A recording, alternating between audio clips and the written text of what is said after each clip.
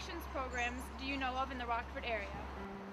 I don't think I know of. I know that Rockford has the Rockford Rescue Mission. Let's see, like anger management.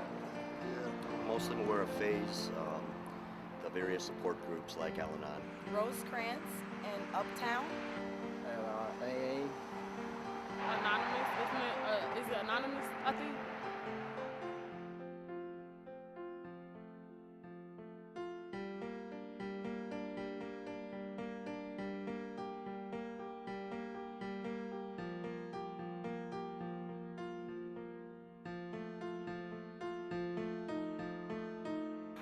Have you ever heard specifically of Reformers Unanimous? No. What? Reformers? I think I've heard about it. I don't know much about it though. No. I'm not completely familiar with the program. No.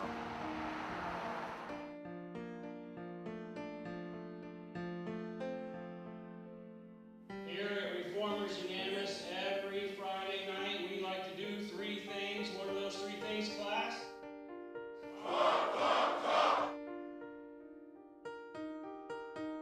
Andrea East up 176 days of victory. Tom Montina, 4 years and 10 months. Larry Marks Miller, 5 months. Dear Jones, 5 months. My name's Marla Licky, and victory from painkillers. Junkie Hughes, 5.5 months. Joel Livingston, I have 4 years, 10 months. Jean Humphrey, 106 days. Whitmer, I have 7.5 years victory over heroin, 10 months victory over alcohol, and 7 months victory over Jeff, 3 years. Ryan Braddock, 4 years, 11 months. I have 6 years victory in Christ. Jenny, 172 days. Sidlecki, I have 7 months victory in Christ. Jennifer Johnston, 1 year, 5 months, and 18 days. Jane Richardson, 5.5 Jared years. Delaney, 3 years and 8 Tony months. Barbaroda, 22 months.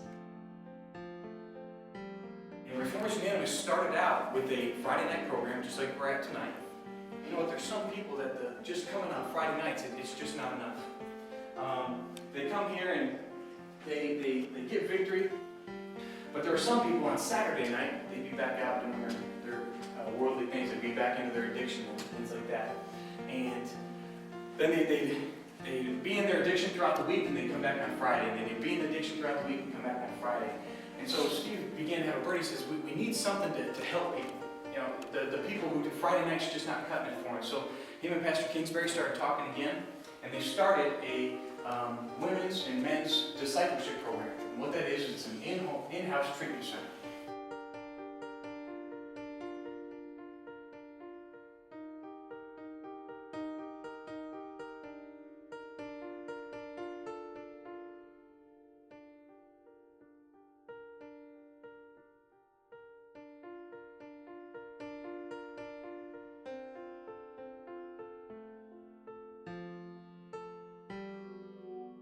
Nicole Bailey, I'm 30 years old. Colby Capelli, and I'm from Dallas, Texas, 25 years of age.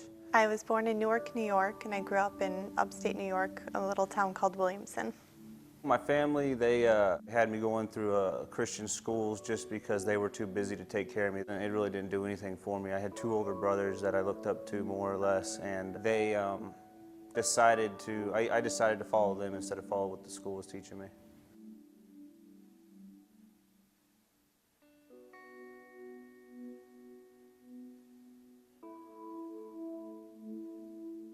I grew up with my mom and dad up until the age of 9, and that's when my mom asked my dad to leave because he had a very big drug addiction and alcohol and many other substances that were just really affecting our lives. You know, my family, they got divorced when I was about 9 years old, so that tore my family apart. And you know, I had friends, but I wanted to be like my older brothers.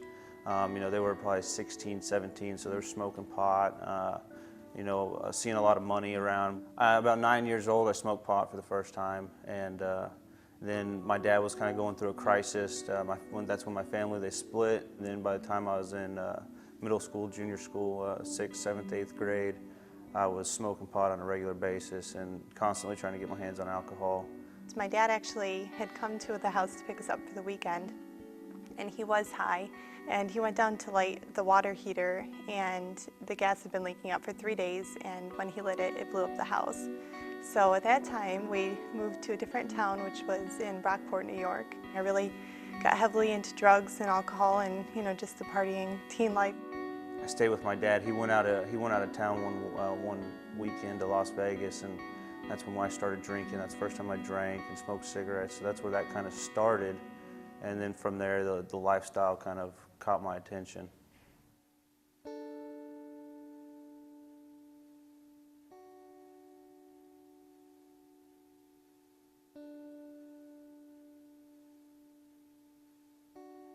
I moved to Williamston. I did a little bit better. I did finish high school there, and that's where I met my husband. My name is Matt Bailey. I'm 29 years old, and I'm from Rochester, New York. It was 7th grade when I met her the first time, and I was in my senior year, and when our first son was born. And after high school, we moved to North Carolina. Throughout our marriage, the military moved me all over the place, and when I was traveling throughout the military, we ended up running into a bad crowd of friends. We thought we were good parents, you know, having our kids and putting them to bed at 8 o'clock and then partying the whole night with our friends, you know, so we thought we were doing good, but we really didn't know any other way.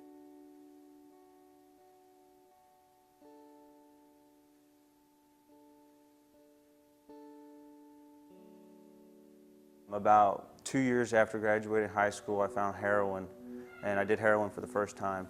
And I snorted it, and then I seen people inject it, so that's where I did that. And I still thought I had a handle on it. My brother caught me one day. I had a needle in my neck, and I'm so caught up in drugs right at that point that, you know, he told me this isn't normal. I thought it was.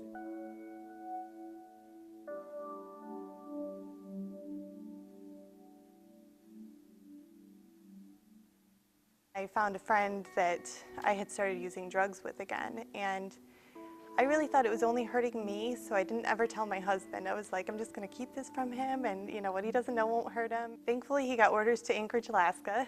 We got very, very active into the church very quickly, and everything there was to do, we did. I spent a lot of my time at the church, and I realize it now that that was one of my downfalls. I spent too much time there, and I didn't focus enough on my family.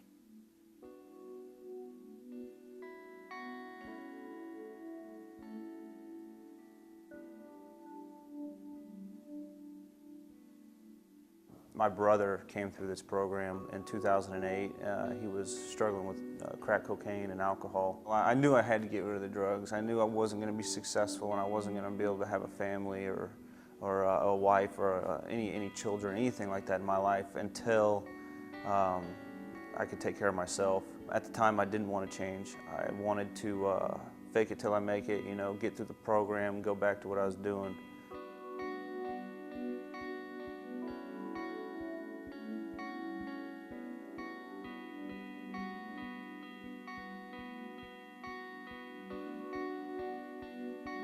I don't really know where it came along, but I somehow started becoming dissatisfied. I didn't know what was going on.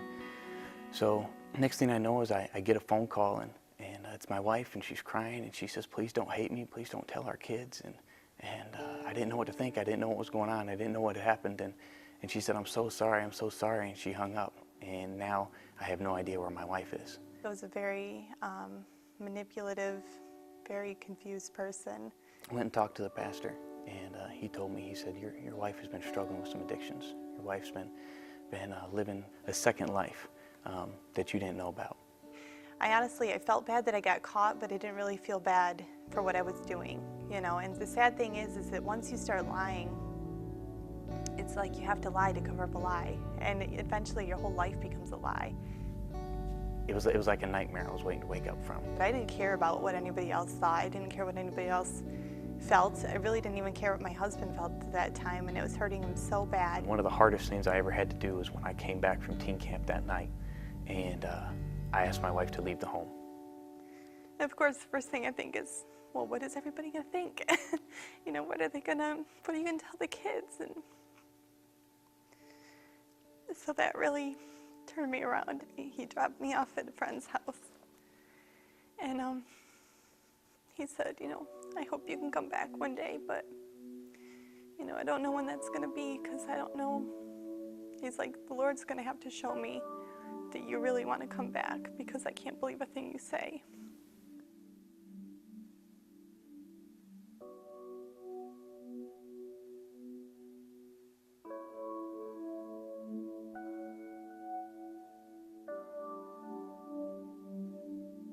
the Lord laid upon my heart the ladies' home. I had met with my RU director's wife, and she had noticed that along my addiction, I had become very suicidal. And I tried to trick God, and I said, you know, God, I said, I know that my wife has never heard about the ladies' program. I said, Lord, I said, if it's truly your will for her to go to the ladies' home, have her call me and bring it up to me. And she gave me a little book on cutting. I started reading that book, and the first page was on the women's home. Then I was reading that, and I was like, oh, Lord. I said I would do anything, but to leave my family, to leave the state and to go away from everything, It was 2 hours later, my wife called me on the phone and said, what if I go to the ladies' home in Rockford? And he said, I called Rockford, and he said they faxed an application for you.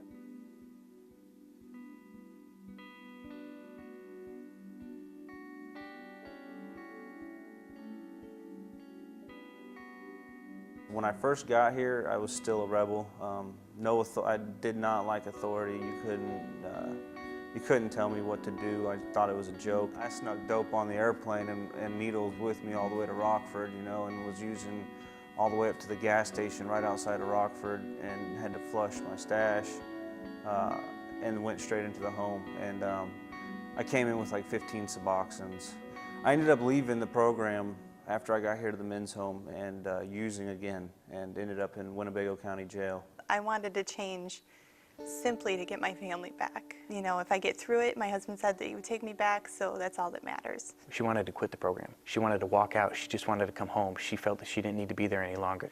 But what she didn't know is if she would have shown up at my door before the graduation date, I wouldn't have let her back in.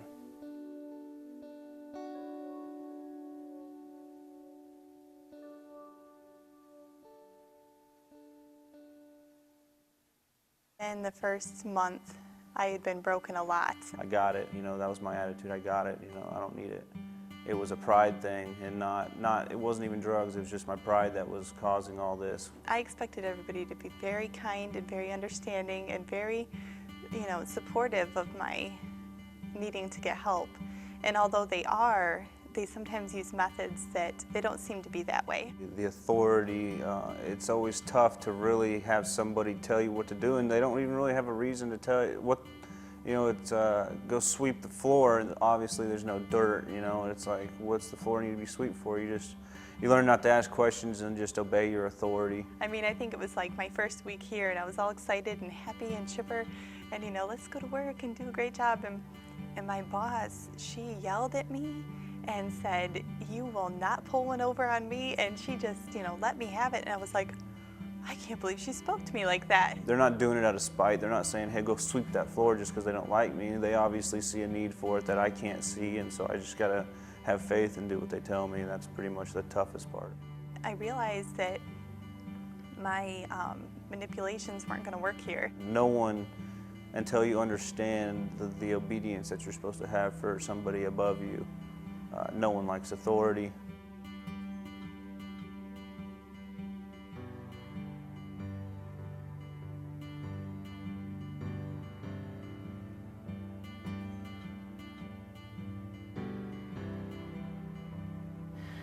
Even because one of my concerns was even when my wife comes back, was it just all an act? Is it real?